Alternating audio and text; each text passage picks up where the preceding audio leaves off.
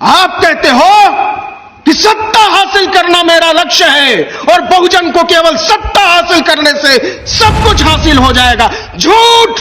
क्योंकि तुम्हारे हाथों से कलम छीनकर तुम्हारे हाथों में सत्ता की चाबियां थमाई जा रही हैं। तुम्हारे हाथों से किताब छीनकर तुम्हें राज करना सिखाया जा रहा है। तुम्हें महसूस कराया जा रहा है कि तुम राजा हो, लेकिन असल में तुम्हें गुलाम बनाया जा रहा है।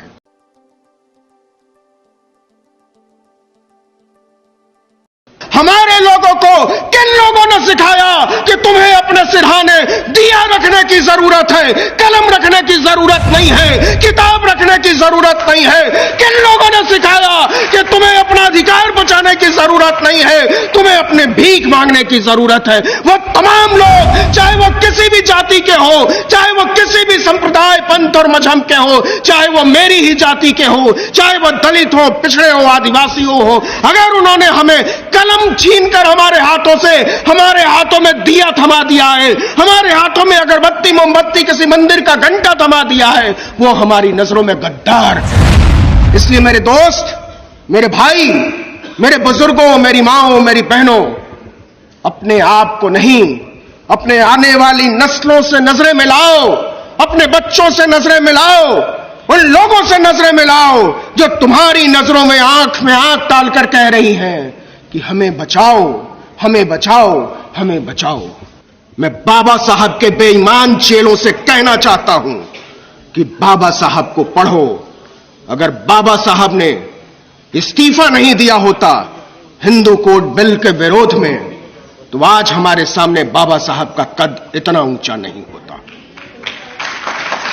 किन लोगों के लिए इस्तीफा दिया? किन लोगों के लिए सत्ता छोड़ी? औरतों के लिए, आदिवासियों के लिए, दलितों के लिए, पिछड़ों के लिए, अल्पसंख्यकों के लिए, सताए हुए लोगों के लिए। लखनऊ में जिस तरीके से हमारे ओबीसी और दलित भाइयों की पीठ पर कोड़े बरसाए गए हैं, उनके लिए भारतीय जनता पार्टी में शामिल बहुजन राजनीति करने वाले सारे नेताओं को शर्मिंदा होना चाहिए। उनकी राजनीति डाका मारने की राजनीति है, उनकी राजनीति सताने और तड़पाने की राजनीति है, और यह राजनीति शिक्षा की विरोधी है, यह राजनीति बराबरी की विरोधी है, यह राजनीति समानता की विरोधी है, यह राजनीति न्याय की विरोधी है, यह राजनीति मनुष्यता की विरोधी है। और मैं ऐलान करना चाहता हूं कि जीवन के तमाम सुख सुविधाओं में आग लगाकर मैं मनुष्यता का पक्ष लूंगा, मैं संविधान का पक्ष लूंगा, मैं लोकतंत्र का पक्ष लूंगा।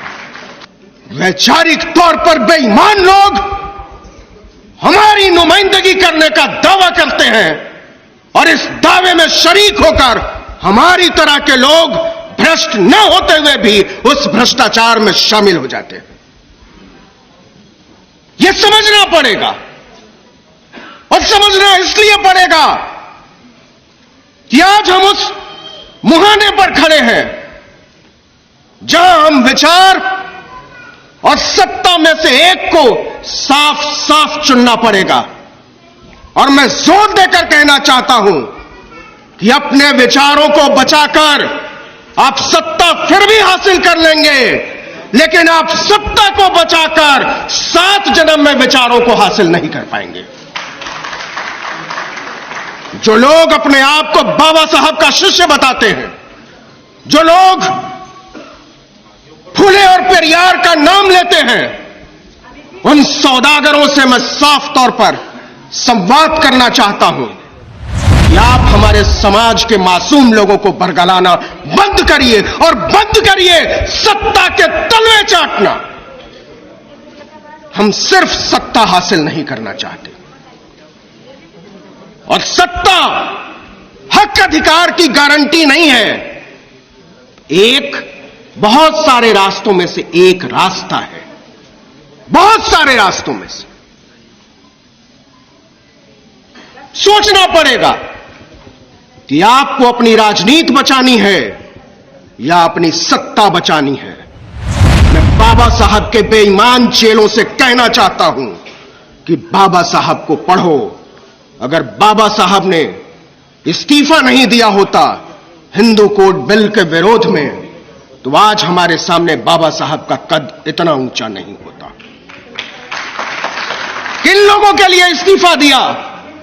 किन लोगों के लिए सत्ता छोड़ी? औरतों के लिए, आदिवासियों के लिए, दलितों के लिए, पिछड़ों के लिए, अल्पसंख्यकों के लिए, सताए हुए लोगों के लिए। और बाबा साहब का वो इस्तीफा सदियों की सीख थी, आज हमने उनके शिक्षाओं को रौंदा है। इसलिए मैं कहना चाहता हूं कि बंद कीजिए उन लोगों की तरफ देखना उम्मीद भरी आंखों से जिन लोगों ने सत्ता हासिल करने के लिए हमारे और आपके सपनों की सौदागरी की है। क्या लगता है आपको? क्या लगता है कि आज भारतीय जनता पार्टी के सारे सांसद बहुजन हो जाएं तो आप आरक्षण को बचा लेंगे? बचा लेंगे? नहीं बचा पाएंगे। लखनऊ में जिस तरीके से हमारे ओबीसी और दलित भाइयों की पीठ पर कोड़े बरसाए गए हैं, उनके लिए भारतीय जनता पार्टी में शामिल बहुजन राजनीति करने वाले सारे नेताओं को शर्मिंदा होना चाहिए। क्या बात करते हैं आप? कौन सी बात करते हैं आप? मैं किसी मुगालते में नहीं हूं। मुझे किसी भी दिन सत्ता और विचार में से एक को चुनना पड़ेगा तो बेखौफ होकर मैं विचार को चुनूंगा। मुझे अच्छी तरह मालूम है कि किन लोगों के जरिए हम लोग यहां तक पहुंचे हैं।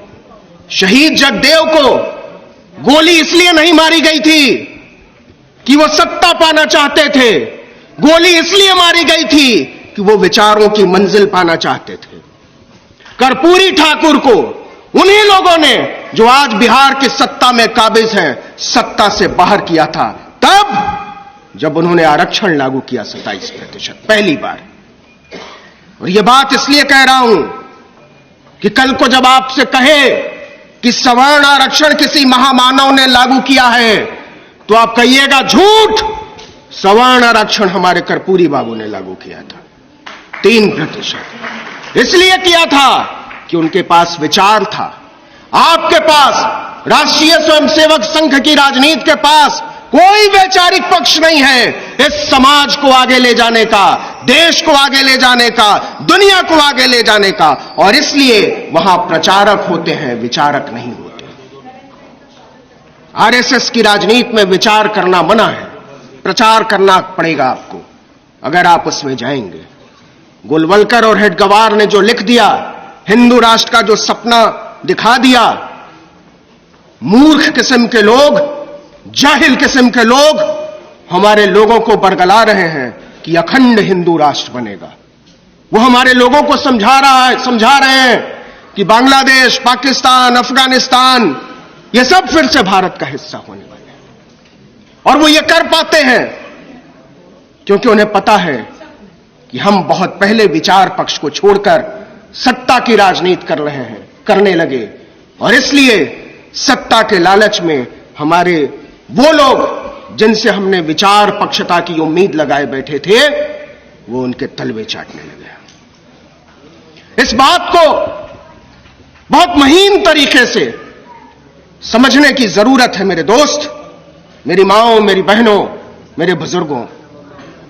यह बात मैं इसलिए कह रहा हूं कि आपको पता नहीं है कि जिस राजनीति के साथी और शागिर्द बहुजन होने के नाम पर बिहार में जिन लोगों के साथ चले गए हैं, उनकी राजनीति क्या है?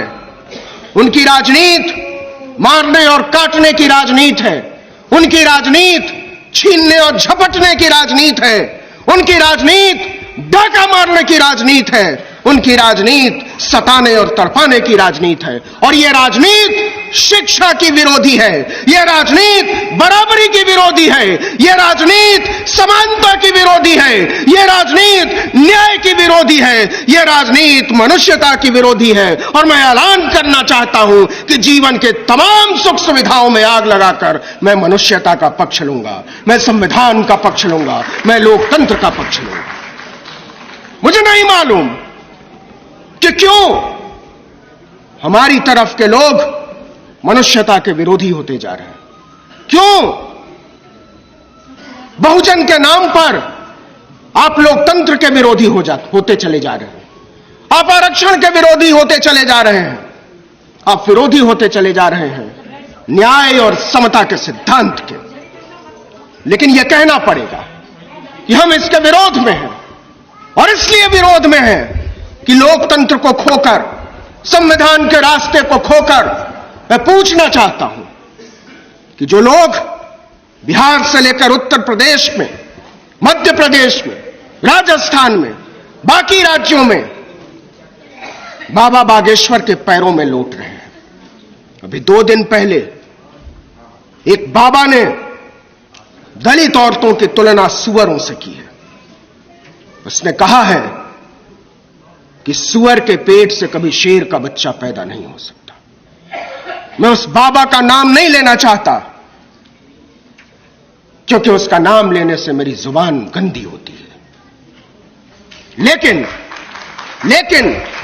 लेकिन यह पूछने की जरूरत है, और चीख कर पूछने की जरूरत है कि अगर हमारी माओं और बहनों की कोख से सुअरों के भी बच्चे पैदा होते हैं, तो वो शेरों को मात देंगे, वो बाघों को मात देंगे, वो मनुष्य बनेंगे, वो बेहतर मनुष्य बनेंगे, और तुम्हारी गुंडा सोच का मुकाबला करेंगे।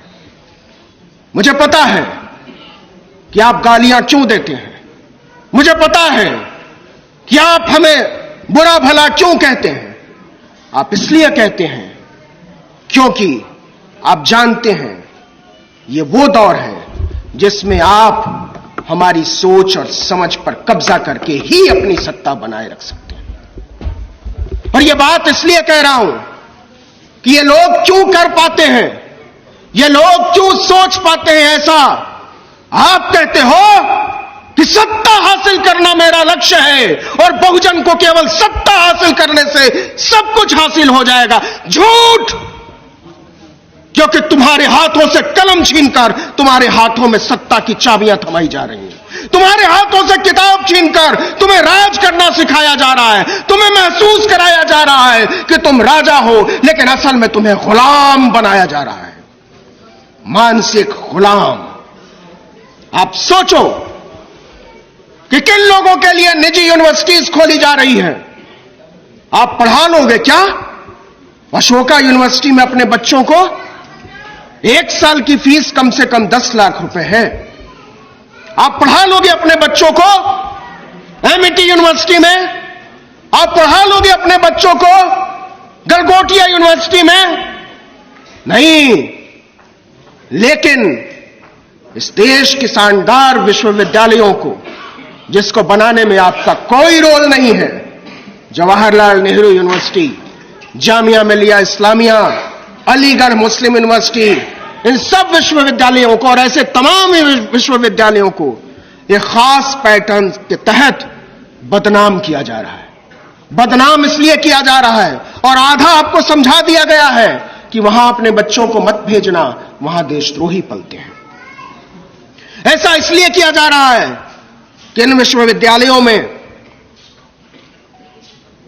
पहुंचने से उनको दिक्कत होती है। आप जाओ दिल्ली यूनिवर्सिटी, आपने प्रोफेसर रतनलाल का नाम सुना होगा। जब आप रतनलाल के घर जाएंगे तो उनके घर से थोड़ी ही दूरी पर एक रिलैक्सो सेंटर है।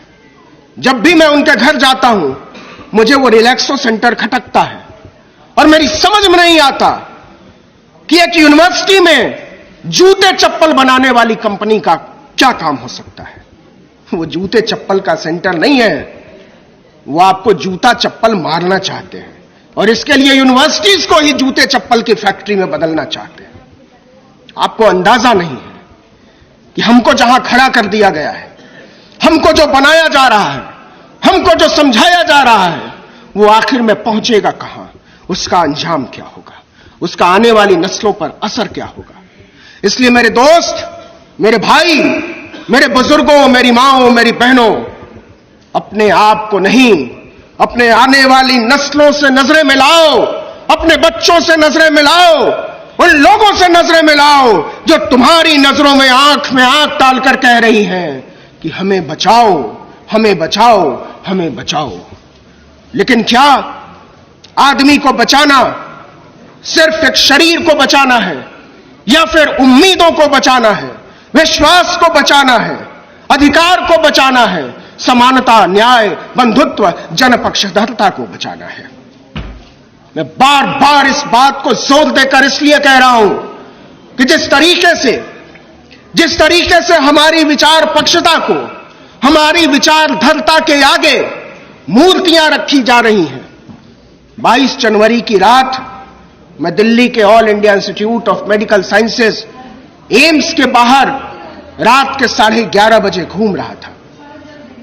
क्या आप अंदाजा लगाएंगे कि सड़क पर खुले आसमान के नीचे सैकड़ों लोग फुटपाथ पर सो रहे थे, खुले आसमान के नीचे, जब दिल्ली का तापमान 4 डिग्री सेल्सियस से नीचे था। लेकिन उन्हें इलाज की जगह नहीं मिल रही, उन्हें सोने की जगह नहीं मिल रही, उन्हें दवाइयां नहीं मिल रही, उन्हें डॉक्टर मयस्सर नहीं है, लेकिन फुटपाथ पर सो रहे हर आदमी के सिरहाने पर एक दिया जल रहा था। 22 जनवरी की रात। उनमें से ज्यादातर लोग दलित थे, पिछड़े थे, आदिवासी थे, पसमानदा थे। हमारे लोगों को किन लोगों ने सिखाया कि तुम्हें अपने सिरहाने दिया रखने की जरूरत है, कलम रखने की जरूरत नहीं है, किताब रखने की जरूरत नहीं है? किन लोगों ने सिखाया कि तुम्हें अपना अधिकार बचाने की जरूरत नहीं है, तुम्हें अपने भीख मांगने की जरूरत है? वो तमाम लोग, चाहे वो किसी भी जाति के हो, चाहे वो किसी भी संप्रदाय, पंथ और मजहब के हो, चाहे वो मेरी ही जाति के हो, चाहे वो दलित हो, पिछड़े हो, आदिवासियों हो, अगर उन्होंने हमें कलम छीनकर हमारे हाथों में दिया थमा दिया है, हमारे हाथों में अगरबत्ती, मोमबत्ती, किसी मंदिर का घंटा थमा दिया है, वो हमारी नजरों में गद्दार है। वो हमारी नजरों में गद्दार है, क्योंकि हम अपनी शिक्षाओं से समझौता करने को राजी नहीं है। आज कुछ लोगों के साथ हो रहा है, कल ज्यादातर लोगों के हाथों में आप लाठी और बल्लम देखेंगे। वो कौन लोग हैं जिन्हें इस देश के 20 करोड़ लोगों के खिलाफ मानसिक तौर पर तैयार किया जा रहा है? वो कौन लोग हैं जिनके हाथों में लाठी और बल्लम थमाया जा रहा है?